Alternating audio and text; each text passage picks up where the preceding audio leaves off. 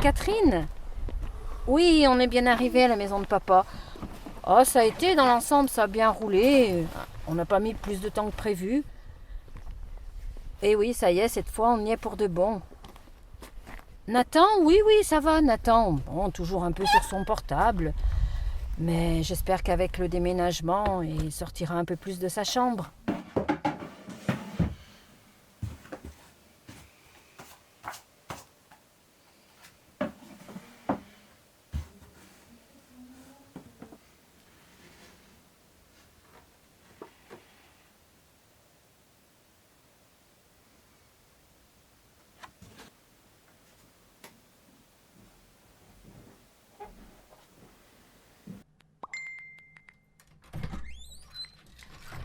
Nathan, t'as vu l'heure?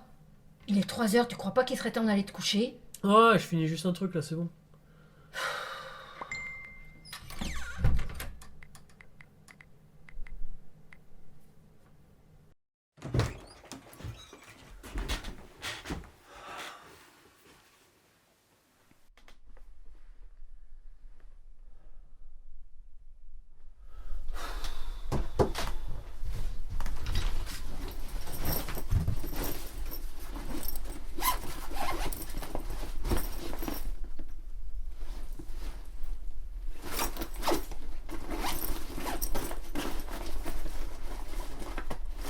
Non.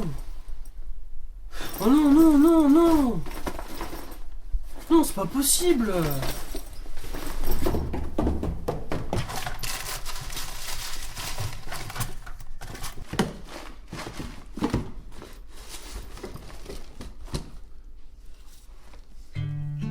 Mon cher petit-fils, aussi loin que mon grand âge me permet de me rappeler, tu as toujours été réservé. Ta curiosité sur le monde qui t'entoure et ton amour de la nature faisaient de toi un garçon différent des autres. Tu étais un peu dans ton monde. À chaque fois que tu m'en parlais ou que tu m'accompagnais dans mes randonnées, tes yeux brillaient de 1000 étincelles. Mais un jour, à l'adolescence, ces lumières avaient comme disparu. Tu étais devenu plus réservé encore. Et tes yeux ne regardaient plus que ton nouvel ami lumineux. Cela me chagrine beaucoup de te voir comme ça. Je vais donc profiter du peu de temps qu'il me reste à vivre pour te faire un dernier cadeau. Pour connaître la suite, si le cœur t'en dit, rends-toi là où tu es devenu un petit homme de 10 ans. Ce jour-là, tu m'avais demandé ce que je voulais faire quand j'étais jeune. Je t'avais alors répondu que je n'avais pas eu la chance de faire ce que je voulais, que j'avais laissé filer une bonne partie de ma vie pendant laquelle je n'avais pas été heureux, et que je ne voudrais en aucun cas que cela ne t'arrive. En me voyant pleurer pour la première fois devant toi, tu m'as alors fait la promesse que jamais tu ne gâcherais la tienne, que tu ferais tout ce que tu voudrais faire, peu importe les obstacles qui se dresseraient devant toi. Souviens-toi de ces paroles. Elles sont les perles de sagesse d'un enfant bien déterminé à vivre sa vie pleinement. Quand tu te seras rappelé ces instants, dirige-toi vers la Maison des Arts. Là, ouvre grand tes yeux, la suite n'est pas loin, tout près du bassin étrangement habité.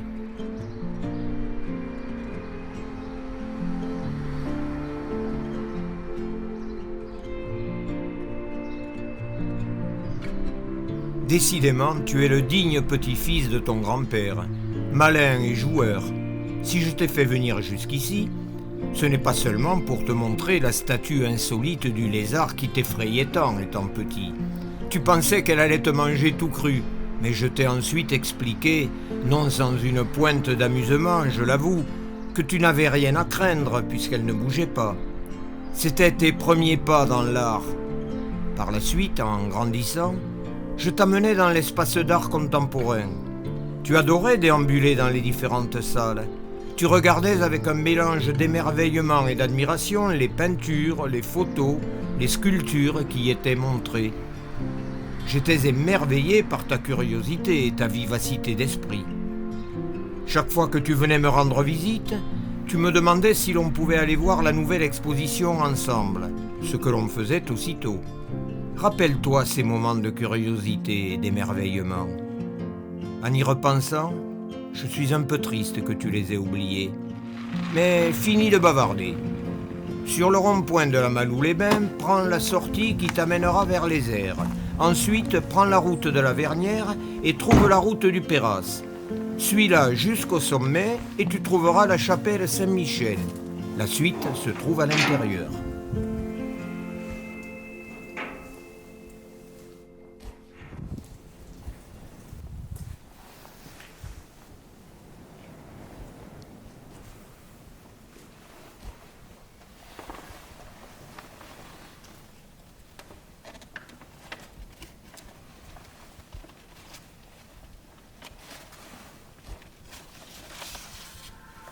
Alors, tu as apprécié le chemin? Il est beau, n'est-ce pas?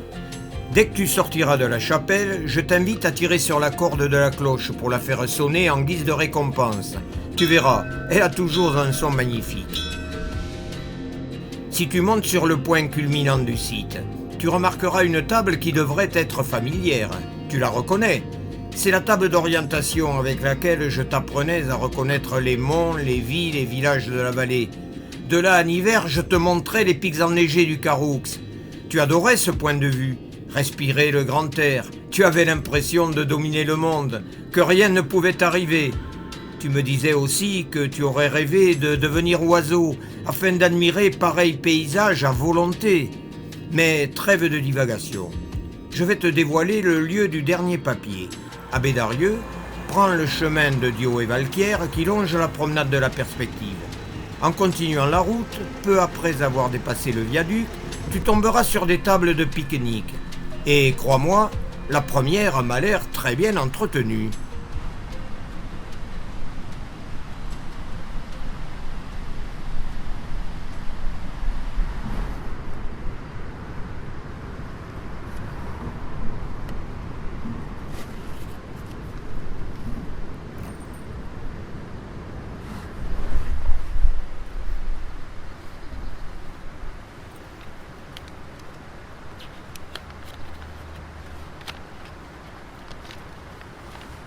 Qu'est-ce que ça te fait de revenir sur le lieu où tu as pêché pour la première fois?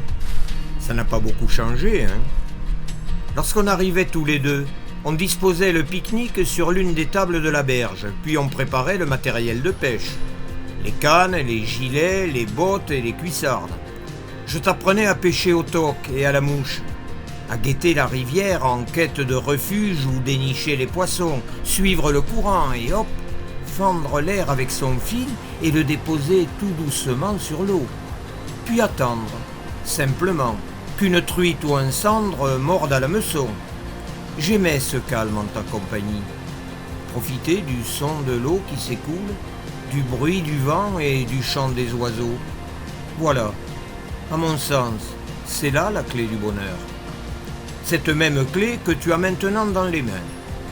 Dorénavant, il ne tient qu'à toi de l'utiliser. Peut-être d'ailleurs pour ouvrir le coffre au premier étage, qui sait. Au revoir, mon cher petit-fils.